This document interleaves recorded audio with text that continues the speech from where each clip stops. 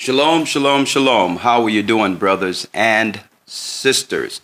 We're here week 9 in our Hebrew and Bible Academy. First and foremost, we must give all praises to the Most High in the name of Yeshua for another day.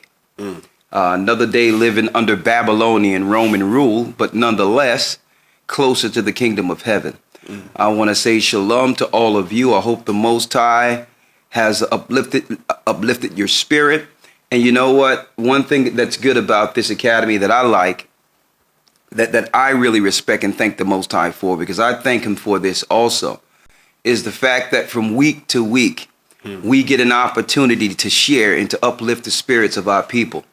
And that's a very, very humbling position that the Most High placed us in, to be some level of beacon of light through the Holy Spirit on earth with our brothers and sisters, to open our eyes and keep our eyes open, and to also extend a spirit of trust that we must have one amongst each other.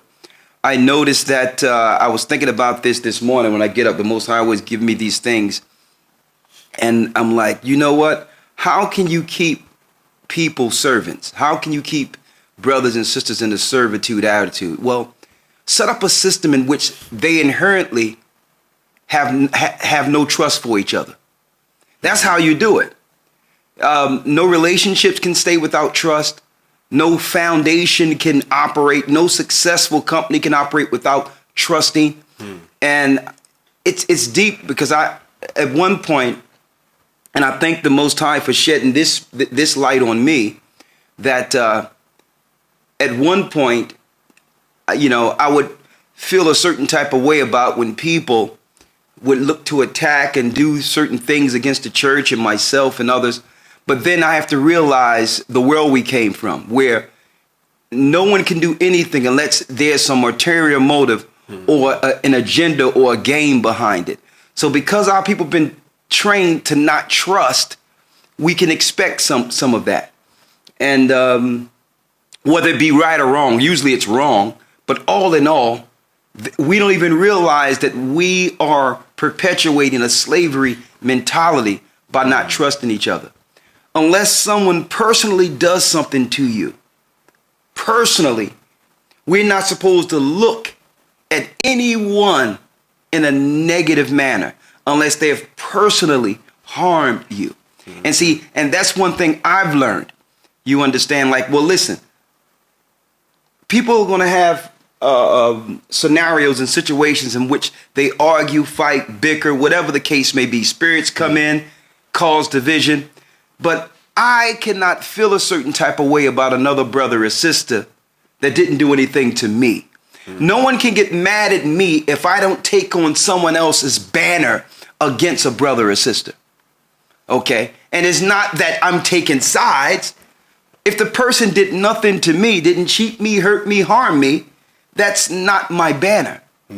So I'm usually the person to say, well, listen, you got to do what Christ said and go to that person. Don't get mad at me now and be in allegiance against me, because I'm not in allegiance with you against another brother or sister. See, the Most High is not like that with us. He don't take sides. A matter of fact, he more so on the side of the lowly. Those that you don't really think he's on their side. Sometimes when people are a certain type of way, or something is wrong that we can perceive as wrong, we have to realize and think of the things that led them to this, because we're born in a system of non-trust. Right. So when I woke up with this morning and prayed about it, I'm like, you know what? I'm going to make sure by day to day that I'm not influenced at all by someone else's experience. It's not my experience. Okay? Because I want to break that cycle of non-trust we have amongst our people. We need to give each other chances. You understand? And that's why when Peter asked Christ, well, how many oughts should a brother have against you and you shall forgive him? 7 times? At least give us a number. Right. Like a brother You understand? 7 times is, he know he's doing wrong now, because the Most High always operate in cycles of 7, right? And he forgive debts in the 7 years of Jubilee. So I know that Peter was asking that question with that in mind. Like, at least all things are forgiven every 7 years. So someone doing an art once a year and I forgive him in the 7th year, is that okay? He says, no, 77 times 7, multiply. Why? Because Christ knew that we would be a people going into captivity without law, being taught to only trust those who oppress us.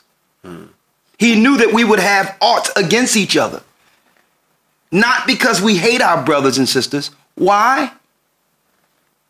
Because the authority thrives on our non-trust for each other. You understand? So we should operate and work with that, brothers and sisters, and know that if someone didn't personally do anything to you, you cannot take on someone else's banner against a brother or sister. The Most High don't like it. The Most High, he loathed that. Because why? He forgive us. Okay? So that's the key thing. Never take on a banner of non-trust based on someone else's observation. You don't know if they're operating, and 9 times out of 10, they're operating with an evil eye.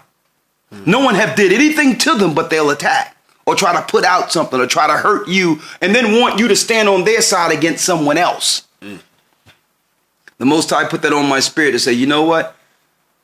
We have to mend those fences of trust going forward, and understand that the majority of people that will come into this truth are broken with trust issues. And that will be perpetuated amongst us, but we still must forgive each other and guide each other through that. That's the spirit of Christ. That's the spirit of healing and forgiveness. You understand? And that's what the Most High want for the children of Israel. He want that for his people. So I wanted to put that out there real quick. Before, I know we were in the academy news, but, sometimes when the Spirit brings us, into these classes, it comes right after the Most High have given us some understanding to impart, all right, or to share. Because it's not just a learning experience for you, brothers and sisters. It's a learning experience for us also. We're growing together. We're all children of the Most High. Just remember that. I'm still the child of the Most High. So are you. You understand? So we need to start practicing that and correcting that non-trust authority have made. It's a slavery mechanism. Automatically, where the husband don't trust the wife don't trust the husband. And guess what? Even if something happened in which we had aught with each other, that would build non-trust. That would also make you feel that, can I trust this person again? We must examine that too. We must really, really focus on that forgiveness. And when I look at Christ at Calvary on the cross, one of the last things he spoken, statements he spoke before the people, before our people, when everyone was bashing him and hitting him and stabbing him and hurting him, he says, Father, forgive them, for they know not what they do. Why? Because he was here for them. His crucifixion was prophesied to heal the nation. You understand?